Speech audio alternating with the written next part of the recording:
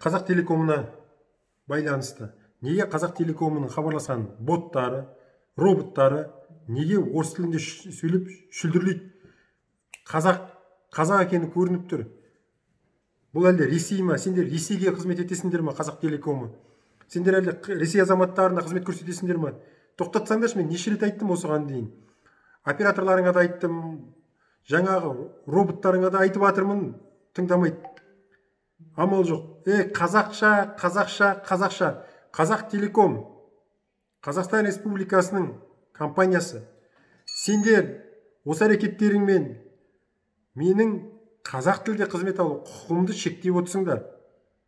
Сендер Қазақстанның компаниясысыңдар, шет елдің емес, өзге елдің емес, немесе орыс тілді елдің емес.